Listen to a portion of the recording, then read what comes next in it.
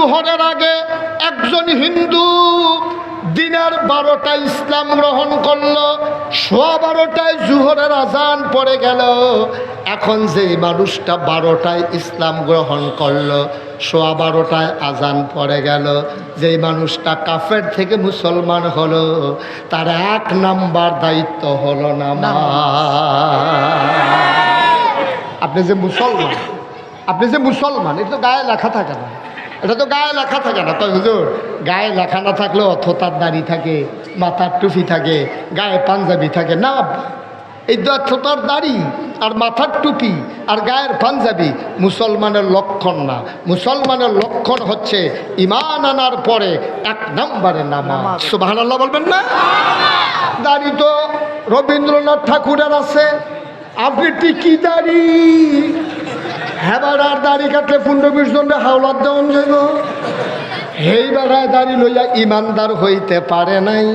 এইরকম টুফিওয়ালা দেখবেন, এমন টুপি 2.5 হাতের মতো উফরি দিয়া লম্বা, এই টুপি কাটলে আরো 15-20টা টুপি বানান যাইব।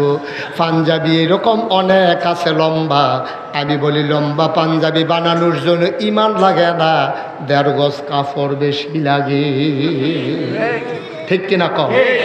আপনি 5টা পাঞ্জাবি কিনে আনছেন দোকানতে রেডিমেড, আপনি এটা লম্বা বানাইতেন স্যার, তো এটা রেডিমেড কিনা নাই না, দর্জির দোকান কইবেন যে একেবারে এই টাকলু পর্যন্ত তুই আমার পাঞ্জাবি কয় গজ লাগবো, তো হাতে যেই যত গজ কাপড় করবে এত গজ দিবেন, তো এত লম্বা পাঞ্জাবি।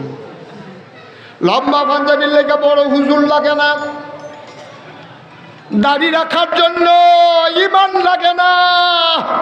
কোনো বেঈমান কাফের যদি মনে করে আমি আর দাড়ি কামাবো না, তো হয়তো কয়দিন পরে তার দাড়ি হয়ে যাবে। টুপি মাথার দেওয়ার জন্য 10 টাকা দিয়ে টুপি পাওয়া যায়। আর আপনি যদি মনে করেন টেহাও লাগতো না, অনেক মসজিদও দেখবেন টুপি টাঙ্গাই রেহে মাথার দিয়া মনও নাই কই হাঁটতে হাঁটতে বাজ যাইবেন গা, খুলতেন মনও নাই। তো এটা দিকে আপনার কি ভাস হইব নাকি টুপির লিগে?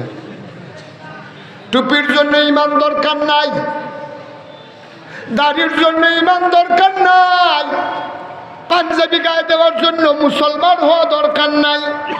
অনেক কাফের বেদিন পাঞ্জাবি গায়ে দেয়, অনেক কাফির বেদিন টুপি মাথায় দেয়, অনেক কাফের বেদিন টুপি রাখে কিন্তু না দাড়ি রাখে।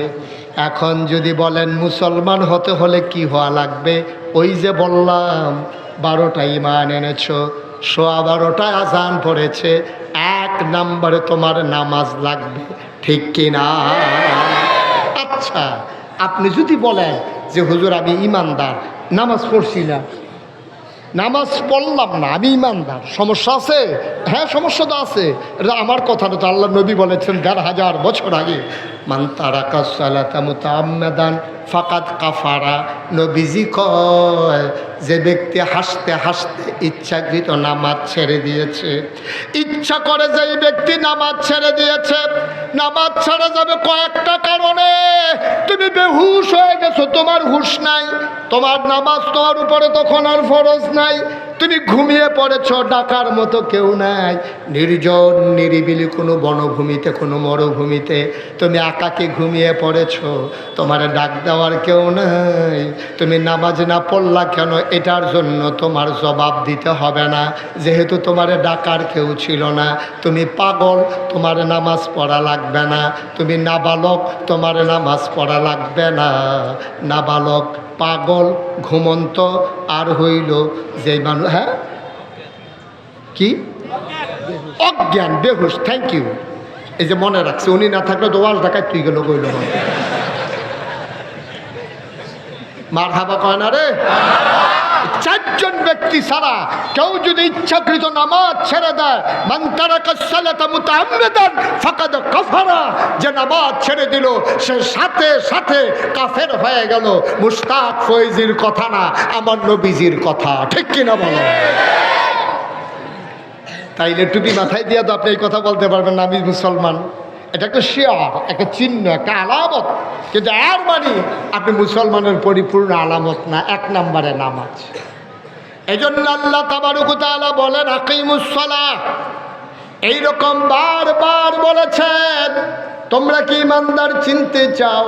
যদি ইমানদার চিনতে চাও, ইউমিনুনা বিল গায়ব ওয়া ইয়াকিমুনাস সালাহ, তারা অদৃশ্যের উপরে ঈমান আনে আর নামাজ কায়েম করে। কোরআনুল কারীমে 18 পারায় প্রথম সূরা মুমিনুন আল্লাহ কয় কাদ আফলাহাল মুমিনুন আল্লাযীনা হুম ফি সালাতিহিম খাশিউন। কোরআনুল কারীমে আল্লাহ কয় আকিমুস সালাহ ইন্নাস সালাতা তানহা আনিল ফাহশাই ওয়াল মুনকার। এভাবে নানানভাবে আল্লাহ নামাজের কথা বলেছেন।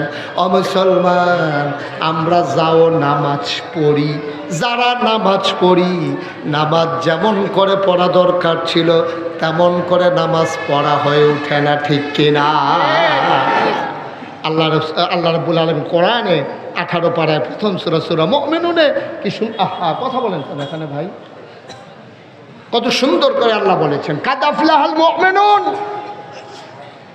ওই মুমিন সে সফল কাম, আল্লাযীনা হুম ফি সালাতিহিম খাশিউন। ওই সফল কাম মুমিন যে নামাজের ভিতরে ভীত সন্ত্রস্ত, ভয়ে কম্পমান, নামাজ যখন পড়ে এমনভাবে পড়ে আনতা আবুদুল্লাহ কাআন্নাকা তারাহু ফাইন লাম তাকুন তারাহু ফাইন্নাহু ইয়ারা। সুবহানাল্লাহ বলবেন না?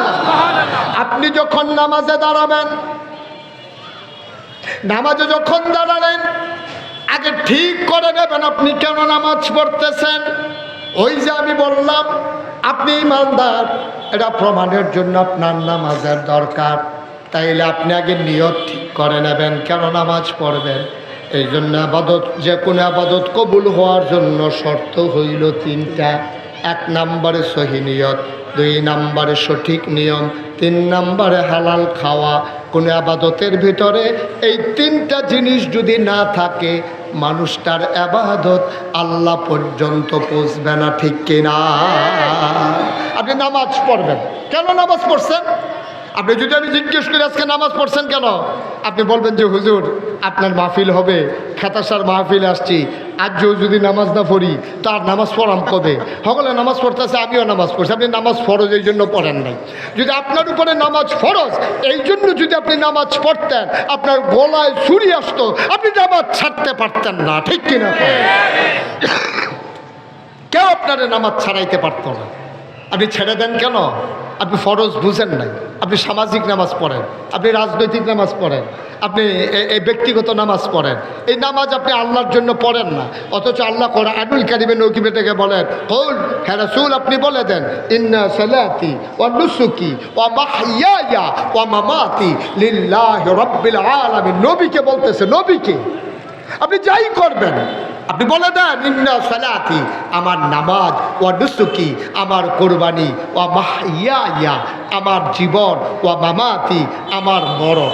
অর্থাৎ জীবন মরণের মাঝামাঝি আমার ব্যক্তি জীবন, আমার পারিবারিক জীবন, আমার সমাজ জীবন, আমার রাজনৈতিক জীবন, আমার ইন্টারন্যাশনাল রিলেশন, আমার অর্থনৈতিক জীবন, যা কিছু কেবলমাত্র শুধুমাত্র একমাত্র লিল্লাহি রাব্বিল আলামিন, আল্লাহ রাব্বুল আলামিনের জন্য, ঠিক কিনা কম?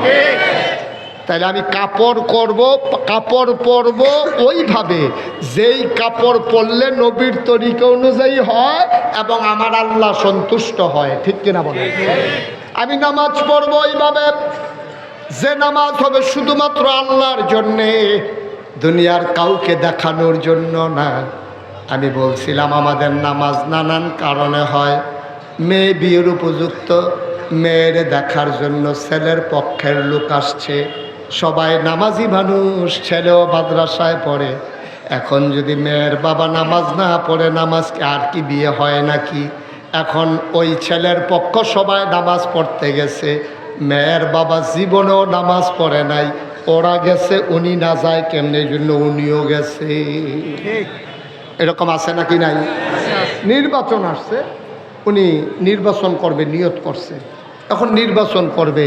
বাংলাদেশের মানুষের শতকরা 92 জন লোক মুসলমান। আহা, তুমি কি শুরু করলে এখানে বাবা? শতকরা 92 জন লোক বাংলাদেশে মুসলমান। সারা সবাই এটা পছন্দ করে যে আমরা যেই দল বন্ধ করে এই দল করুক, নামাজটা যে আমরা পড়ে এইটারে মানুষ খুব পছন্দ করে। তো এবারে নির্বাচন করব নিয়ত করছে, ওখানে এবারে আর নামাজ ছাড়ে না। আপনারা শুনলে আশ্চর্য হবেন, আমাদের এলাকায় একবারে নির্বাচনও খেয়েছে, আসরের নামাজ পড়ে রয়েছে 2 বার। আসরের নামাজ পড়ছে কয়বার? আরে 2 দিনে না, 1 দিনে। এটা মনে করছে 2 দিনে পড়ছে 2 বার। কয় দিনে? 1 দিনে এবার আসরের নামাজ পড়ছে। যেতে লগে আসিন হেতে আমার লগে কইছে, হুজুর পশ্চিম ফেল ফিরা কইতাম পারেন, পশ্চিম ফেল ফিরা কইতাম পারেন হুজুর, আমি মিশা কথা কই কিন্তু এই ব্যাপারে মিশা কথা কইতাম না, হেতে আমার কয় আমি অনেক মিশা কথা কই কিন্তু হুজুর এই ব্যাপারে আমি মিশা কথা কইতাম না, পশ্চিম ফেল ফিরা কইতাম পারাম। এবারে 2 বার আসরের নামাজ পড়ছে। আমি ওই কখনো কখনো পড়ছে, আমরা ফার্স্টের গ্রামও পড়ছে, আমরা গ্রামও আইয়া পড়ছে। আমি ওই তোমার হলে তো হেবারে নির্বাচন করে না, হেবারার বুদ্ধি তোমার থেকে বেশি দেখে হেবারা তোমার নেতা, কারণ হেবারা চিন্তা করছে হেতারা দেখবো আমি নামাজ পড়ি, এই গ্রামের তারা দেখা দরকার আছে না, আছে। তারপরে তুমি ধরে বুঝে থাকলে সর্বহান এবার আর আইতো পারে না, না পারে এর লেগে একদিন এবার আসরের নামাজ পড়ছে 2 রাকাত। আপনারা শহরের কাছের মানুষ, মাশাআল্লাহ অনেক চালাক হইছেন আপনারা। আপনারা বিবেকের কাছে আমার প্রশ্ন, যেই লোকটা একদিনে আসরের নামাজ পড়লো 2 বার, আল্লাহ ফরজ করছে কয়বার? 1 বার। এই অসুবিধা পড়ছে কয়বার? তাহলে এটা কি আল্লাহর লাগিয়া পড়ছে না বুডের লাগিয়া পড়ছে? তোমার নামাজ নট, তোমার নামাজ ফাও গেছে। এই মেহনত করলে আর কি আডুমাডুডি ধরাইলে আর কি কারবার হইছে না। ভাই কুদ্দুর চিন্তা করেন, একটু চিন্তা করেন, একটু চিন্তা করে। বাংলাদেশের মানুষকে বেহতার মনে করে, বোকা মনে করে, নির্ভুত মনে করে। যারা রাজনীতি মনে করে তারা মনে করে যে যত বড় মিথ্যাবাদী বাংলাদেশে তত বড় রাজনীতিবিদ, ঠিক কিনা বলো? তারপরে আবার আমরা তারা সাহস করলো বইয়া কয় আমরার যে নেতা প্যারা একটা কয় কিতা করছে, কয় ফানিত রেখাছে এবার আর কথাত রেখ নাই, ঠিক না রে? যে যত বড় বাটফার তে হইল বাংলাদেশে তত বড় নেতা। এর লাগিয়া আমরার কপাল এই দুর্দশা, এই লঘুমতি। যদি ভালো মানুষগুলো আমাদের এই পদের ভিতরে আসতো, তাইলে অন্তত রাস্তার গম, তারপরে ব্রিজের ভিতরে রডের মধ্যে বাঁশ দেন, তারপরে সরকারি গম খাইয়া লন। হুনতে শুনলাম হগিন্দি বেডির লেগে বিস্কুট হয়েছে, হ্যাঁ বিস্কুট হাতে খাইয়া বইয়া দিচ্ছে।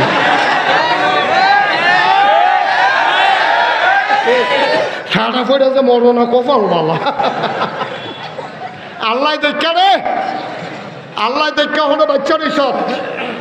আর নইলে আমরা কোনো থাহার কথা না, ঠিক কিনা কথা কথা ঠিক কিনা? আমি সান্দিনা মাহফিলে গেছিলাম 5-6 বছর আগে।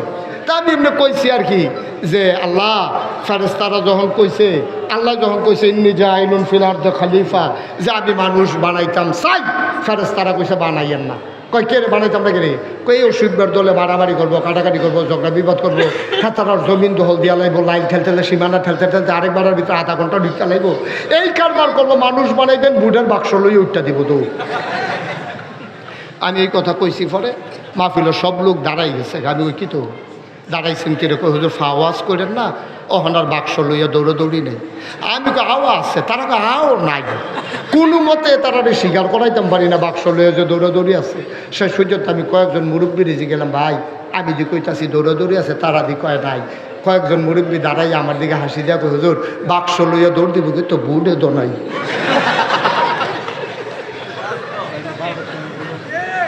ভোট থাকলে না দৌড় দিত লাগেনি। আপনার সহানে ভোট দিতেন দুইটা গেছেন, রাস্তাতে ফিরাইয়া পড়ছেন না, তারা কইয়া দিচ্ছেন আইসি না দেখো কারবার সাইড আলাই সিরাইতে, ঠিক কিনা কাহারে মুসলমান আমরা দিলে আর পরেও মুসলমান। আরে আমরা যদি আর পরেও মুসলমান তাই তো শয়তানের সমস্যাটা কি, শয়তানের দুষ্টা কি তা শয়তানের, আমরা আর পরেও মুসলমান। মানুষের অধিকার হরণ করেছ, সম্পদ লুণ্ঠন করেছ, রাস্তার গম খেয়েছ, চাঁদাবাজি করেছ, মন যা চায় তাই করেছ। যেই জেলখানার ভিতরে থাকা দরকার ছিল গুন্ডা বদমাইশ, ওই জেলখানাগুলো আলেম ওলামারা ভরে দিয়েছ। আর মিথ্যা ট্রাইব্যুনাল সাজাইয়া, মিথ্যা সাক্ষী দিয়া যারা আল্লাহর জমিনে আল্লাহর আইন কায়েম করতে চায় তাদেরকে ফাঁসি কাস্টে ঝুলিয়েছ, ঠিক কিনা বলো? এখন 50-50 একচেটিয়া গোল আর হবে না, খেললে গোল দিয়া যাওয়ান লাগবে। ও যে তারা খেলবো সে তারা তো নাই, বিপদ কি এক জায়গা, যারা কইছে খেলা হবে হ্যাঁ তো নাই, এক সাইডটা গোল হইতে আছে।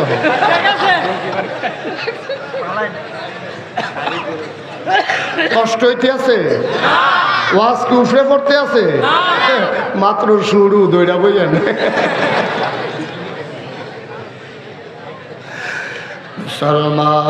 মুসলমান কয়টা জিনিস, কয়টা? এক নম্বরে নামাজ। ওই নামাজ তোমাকে পড়তে হবে আবুদাল্লাহ কাআন্নাকা তারাহু ফাইন লাম তাকুন তারাহু ফাইন্নাহু ইয়ারাক। এমনভাবে তুমি নামাজ পড়বা যেন তুমি তোমার আল্লাহকে দেখ। সুবহানাল্লাহ কয় না? আল্লাহু আকবার। আপনি নামাজের নিয়ত করছেন, দুনিয়ার খবর নাই, ছেলে মেয়ের খবর নাই, বাড়ি ঘরের খবর নাই, বিবি বাচ্চার খবর নাই, অফিসের খবর নাই, কোন দিক দিয়া কে আসলো গেল কোনো খবর নাই। যেন তুমি এমনভাবে নামাজ পড়ো যেন তুমি তোমার আল্লাহকে দেখতেছো। সুবহানাল্লাহ কয় না? কারণ আপনি যদি কোন হুজুর জীবনে তো অনেক নামাজ পড়লাম আল্লাহকে তো দেখি না, দেখবা কেমনে রে ভাই? 30 বছর বয়স এই বেড়ায় চোখ দিয়া খুব ভালো দেখছে, কেউ শুয়ের ভিতরে সুতা ডুহাইতে পারে না, এবারায় কয় আমার কাছে দে আমি পারিবালা, এবারায় দেখে ভালো। এই বেড়াটারও যখন 60 বছর বয়স হয়েছে অহন এবারায় একজন দুইজন দেহে, কেউ একটা যাইতে লইলে কয় ক্যাডারে তোরা দুইজন একটা যাস, কয় আমি একলায় না। আসলে এরকম হয়নি, আমার কথা কেন এরকম হয়নি? এখন চোখ এবারে দুইটা দেহে, লম্বারে বাইটটা দেহে, বাইটটারে লম্বা দেহে, একতলা বিল্ডিং রে 2 তলা দেহে, রাস্তাটা ফাঁস দেহে, রিক্সাটা দূরে দেহে, আসলে রিক্সার লোক এবারে ঘষা খাইতে আছে। এরকম চোখে নানান সমস্যা দেয়। কারণ কি? এবারে যে 30 বছর বয়সে শুইয়ার কেমন সুতা ডুহান লাগবে এটাও দেখছে, ওহন দিয়ে এবার এরকম দেখে গেলে কয়েকবার চোখের মধ্যে পর্দা পড়ছে, এইটারে এবার আলে খরচের বিশ্বরোড চক্ষু হাসপাতালও নেওয়ান লাগবো, নিয়ে আসে এবার অপারেশন করে পর্দার সানি কাটান লাগবো, পর্দা কাটান লাগবো, তাইলে আবার আগের থেকে দেখবো। তাইলে আল্লাহ দি কয় আনতা আবুদাল্লাহ, নবীজি কয় আনতা আবুদাল্লাহ কাআন্নাকা তারাহু, তুমি এমনভাবে নামাজ পড়ো যেন তুমি তোমার আল্লাহরে দেখতেছো। হতাশারের তারা কয় ইয়া হুজুর আপনি যে একটা কথা কইলেন, আমরা তো নামাজ পড়ি আল্লাহরে তো কেউ দেখি না, দেখবা কেমনে রে ভাই? দেখার লাগে যেই চোখ ছিল এই চোখের উপরে অমন পর্দা পড়ছে, আলেখার বিশ্বর উঠ গেলে তোমার দুনিয়ার চোখের পর্দাও পারেশান হয়, আর কলবের চোখ যেটা দিয়ে আল্লাহ দেখলা ওই এটার ভিতরে তোমার পর্দা পড়ছে। এখন এই কলবের অপারেশন করা লাগবে, ঠিক কিনা? ফাইন লাম তাকুন তারাহু ফাইন্নাহু ইয়ারাক। তুমি দেখলে দেখো না দেখলে নাই, টেনশন কইরো না, তুমি তোমার আল্লাহরে দেখো না কিন্তু তোমার আল্লাহ তোমারে দেখতেছে, ঠিক কিনা? আপনি দেখেন না, আল্লাহ দেখে নাকি দেখে না? দেখে। কথা না দেখে নাকি দেখে না? এইরকম ভাবে যদি আপনি নামাজ পড়তেন পারেন, এই নামাজ হলো জান্নাতের জামানত। এই নামাজ জান্নাতের।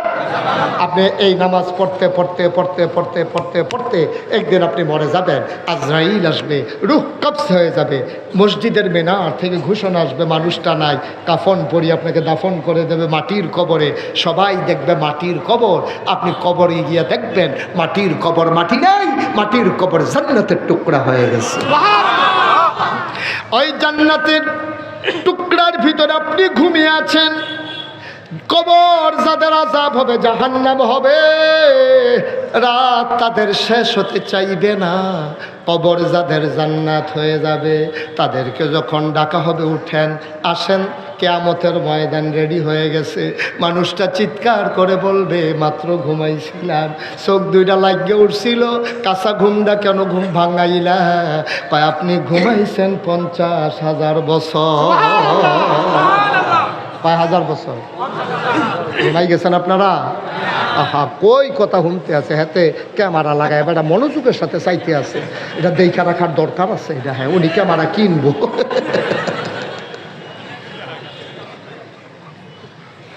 কয় বছর রে? কয় বছর? ডাক দিছে উঠেন, কবরে আর কত ঘুমাইবেন, উঠেন। বান্দা লাভ দিয়া কষালন দিয়া ঘুমানি করছত কি তা ডাক দিস কাঁচা ঘুম ভাঙিয়ে গেছে গা, মাত্র চোখটি লাগছে। ফেরেশতা ভাই সাহেব কোন কি আপনি, আপনার ট্যাবলেট চাইছেন, আপনি কয় বছর ঘুমাইছেন? কয় বছর? কয় 50,000 বছর ন্যূনতম আপনি ঘুমাইছেন, এর থেকে বেশি হবে কম। সুবহানাল্লাহ। কিয়ামতের ময়দানে উঠানো হবে, আল্লাহ ডাক দিয়া বলবেন, এই দুনিয়ার ভিতরে অনেক কষ্ট করছো রে বান্দা। শীতের সকালে যখন মসজিদের মিনার থেকে ঘোষণা আসছে আসসালাতু খায়রুম মিনান নাওম, বিদেশি ছেলের পাঠানো কম্বল মুড়ি দিয়ে তুমি ঘুমাও। আর যখন আজান পড়ে গেল হাইয়া আলাস সালাহ হাইয়া আলাল ফালাহ, ডাকা হলো আসসালাতু খায়রুম মিনান নাওম, আবার তুমি লাভ দেও ওইটা ঠান্ডা পানি দিয়ে ওযু করা বুড়া মানুষ, তুমি থরথর করে কাঁপতে কাঁপতে মসজিদে গেছো। আল্লাহ ডাক দেয়া বলবেন, বান্দা ও বান্দা আয় আয় আয়, সারাটা জীবন অনেক কষ্ট করছো, সারাদিন জমিনে কাজ করছো, রিক্সা চালাইছো, ঘেমে গেছো, এই গরম শরীরটা লইয়া চামড়াটা পোড়া লইয়া মসজিদে গিয়া নামাজ পড়েছো, কত আর কষ্ট করবা, আসো আসো আসো আসো আমার আরশের ছায়ার সুবহানাল্লাহ, আমার আরশের ছায়ার নিচে বসো। আল্লাহ নবী আল্লাহ রাব্বুল আলামিন তোমারে বান্দারে ডাক দিয়া নিয়ে আরশের নিচে বসাবেন। আবার আল্লাহ বলবেন, যাও, হিসাব নিকাশের দরকার নাই, তুমি জান্নাতে চলে যাও।